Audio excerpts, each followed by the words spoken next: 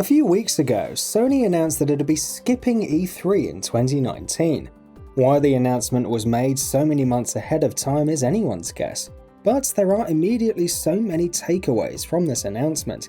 Does it mean Sony is currently going all in on PS5 development, but without announcing the console, which it doesn't feel ready to yet, doesn't have anything new to show? Does it mean no new games are coming to the PS4 other than the ones Sony has already announced? Why is Sony skipping another major event after already cancelling the PlayStation experience this year? Why have Sony been dropping the ball so much on conferences over the last 2 years? What is this new format Sony's planning on adopting to communicate with fans next year that they alluded to?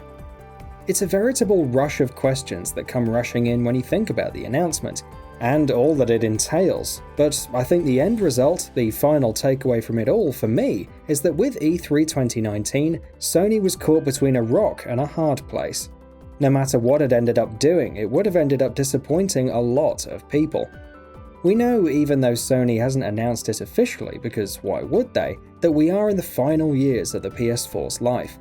At this point, most of Sony's development teams have most likely started to work on projects that will come out on the PS5, and there are no new announcements to be made for the PS4. But since they're not yet ready to officially announce the PS5, they can't show off any games for it either, which means that they then have to come to E3 with a lineup of games that have already been announced, and borders on overexposure at this point to begin with. This was the exact position Nintendo found itself trapped in 2016. Back then, the Nintendo Switch, codenamed the NX back then, was not ready to be revealed, and neither was any game coming to it. Nintendo had no further new games in development for the failing Wii U, and the ones that were coming to the system had already been announced and shown off. In 2016, Nintendo chose to minimize its presence at E3, bringing only one game to the show, and no press event or even direct. Of course, given that said one game was The Legend of Zelda Breath of the Wild, Nintendo still dominated E3 entirely on the back of just that one game, and since it was also confirmed to be coming to the NX, it also acted as a sneak peek to the upcoming console. But Sony can't do that for multiple reasons. Even if The Last of Us Part 2 or Death Stranding were going to be cross-gen games for PS4 and PS5, the company has shown them off so many times at this point that bringing them to another event doesn't necessarily elicit excitement. Remember, Breath of the Wild got properly revealed at E3 2016. Before then, we'd seen all of a few dozen seconds of it in off-screen shots and clips. So even though Sony actually has a fair few games coming up for the PS4, Dreams, Days Gone, The Last of Us Part 2, Death Stranding and The Ghosts of Tsushima, these are all also games that we have been seeing for at least over a year at this point. Sony has brought them to multiple E3 shows, the Game Awards, Paris Games Week, PlayStation Experience, and bringing just these games with nothing new to show fans again to a show wouldn't go down well with Sony's fans, who are used to bombastic new announcements at their shows. Their show this year was already panned for its bland format, yes, but also because Sony themselves had nothing to show. So Sony's choice is either to come to the event with nothing new, and the same handful of games that are shown off across half a dozen events in the last 3 years, or to not show up at all. Theoretically, Sony could try to have a show with just third-party announcements and games with smaller updates on their own games, but again, without them having anything new to announce, they'd only get panned, unless there's a major third-party announcement that they could time with their show.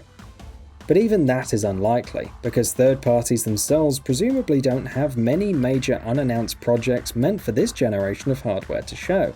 If there are many major third-party games coming up in that vein, they're probably going to be for the PS5 and the Xbox Scarlet. So they run into the same problem of not being ready to be shown off just yet. That, plus in the last few years, third-party publishers have increasingly preferred to announce their games on their own schedule rather than being beholden to Sony, Nintendo, or Microsoft. So Sony's choice is, either show off the same old stuff and disappoint and anger your audience, as they did at E3 this year, or just not show up to E3 at all, and use smaller, direct means of communication with fans for updates on their upcoming games, such as Nintendo with Nintendo Direct. But disappoint everyone by not attending, and set off a chain of speculation. It's clear that they've chosen the latter. One thing I will say is that all of this is Sony's own fault. For years I've been railing at the company's propensity to announce games years and years ahead of schedule, and that tendency is what has landed them in the tough spot they're in right now. If games like Days Gone, Dreams, Death Stranding and The Last of Us 2 hadn't been announced multiple years before they were ready to be released, Sony could have had major new announcements for E3 for the last 2 years, as well as next year and for PSX. Instead, the company chose to announce them early, and we got a spate of disappointing shows, and then 2 flat-out no-shows. In the end, this will not amount to much, of course. Sony will eventually announce the PS5, and then it will have many exciting new games coming to the system, and all will be well, and everyone will be happy. But I do hope that the last couple of years have taught them that they simply can't afford to announce games literally half a decade before they're ready to be released, and that spacing out announcements is better for them and for fans in the end. And that wraps it up. If you like what we're doing, please consider subscribing to our channel. We upload new videos daily, so make sure you don't miss them by subscribing. We appreciate your support, and we thank you for checking us out.